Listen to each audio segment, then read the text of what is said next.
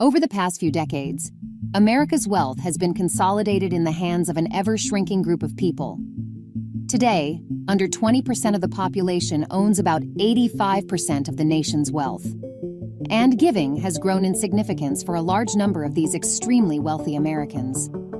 Just as the first Gilded Times inspired men like Cornelius Vanderbilt and Andrew Carnegie to incredible acts of charity, today's new Gilded Age is inspiring some of America's wealthiest people to donate enormous sums of money. However, the write a check and forget about it giving approach is becoming less and less appealing to today's philanthropists. So, here's a look at how some of America's most charitable business leaders are giving back. Going into the philanthropy business, Bill Gates and Warren Buffett. Bill Gates, once the nation's most successful tech tycoon, is now its most prominent philanthropist. Half of the $54 billion wealth that the co-founder of Microsoft and his wife Melinda have committed to the Bill and Melinda Gates Foundation will go toward funding educational projects in the United States and combating severe poverty throughout the globe. In many ways, the foundation resembles the business style that Gates has used throughout his career. Led by an idiosyncratic yet logical list of guiding principles, it focuses on the transformative power of technology. And like Microsoft, it benefits from Gates's renowned hands-on style. However, in 2006, he resigned from his position at Microsoft to focus solely on charity. The Gates Foundation has grown to be the biggest and most open charity foundation globally. Warren Buffett, the well-known billionaire, contributed to that in part by donating $37 billion to the organization in 2006. Buffett's philanthropy, like Gates, parallels his professional manner. As the well-known investor stated, he was following the same logic that informed his investing, finding good organizations with talented managers and backing them. Additionally, Buffett actively participates in the foundation and serves on its board of trustees, just like Berkshire Hathaway does with the businesses it acquires. Gates and Buffett have also assumed a leading position among large-scale philanthropists with their promotion of the Giving Pledge.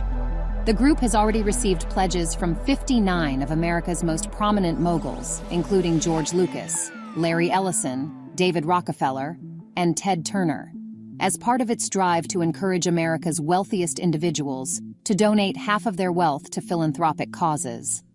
Streamlining philanthropy, the Berber family.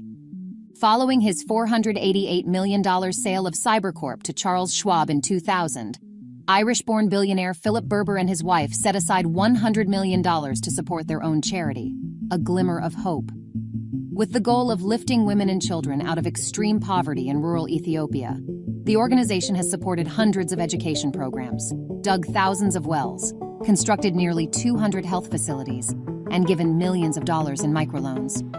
Several other charities help Ethiopia's rural poor, but the Berbers decided to form their own organization after seeing that overhead and wages consume a considerable percentage of the funds collected by most charities. To simplify the donation procedure, A Glimmer of Hope's administration costs are totally covered by the Berbers, and the organization underlines that 100% of all donations go directly to benefit Ethiopia's rural poor. Going into the charity business, Stanley and Fiona Druckenmiller. There are also other affluent individuals besides the Berbers who have made philanthropy a family enterprise.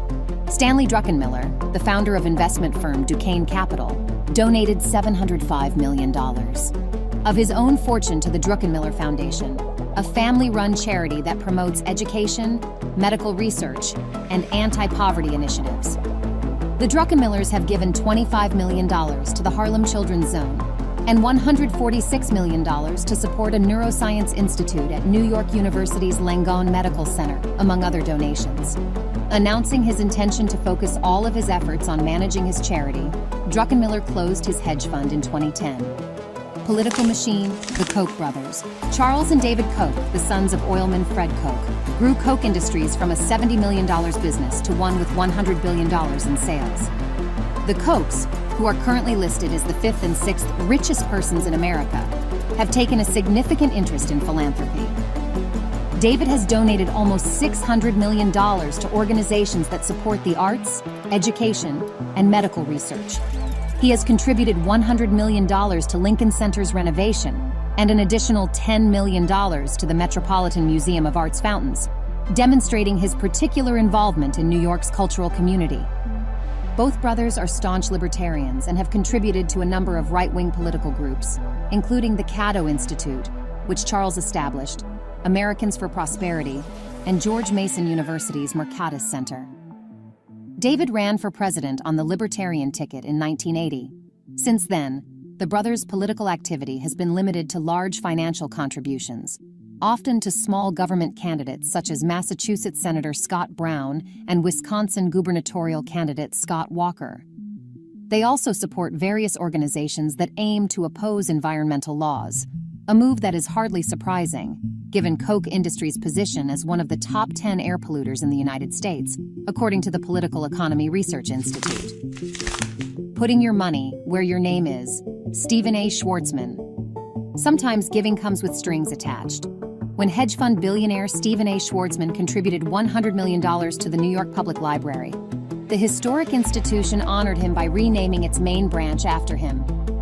During the process, they carved his name in 5 different areas of the building. In contrast, the building has only a single mention of the names of the library's 3 founders, Samuel J. Tilden, John Jacob Astor, and James Lennox.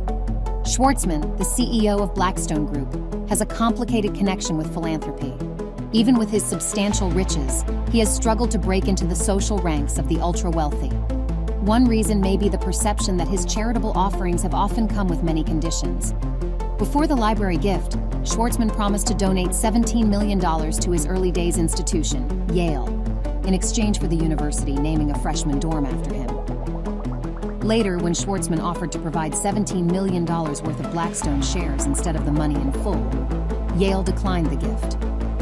Finally, in recent years, billionaire charity has drawn a lot of attention. The notion of extremely wealthy people contributing to society has drawn attention from the general public and generated conversations about the role of money in society. This interest can be linked to a variety of factors, including the growing concentration of wealth among certain individuals and the potential impact of philanthropic donations. So, this is the end of today's video. Don't forget to leave your thoughts in the comments section below.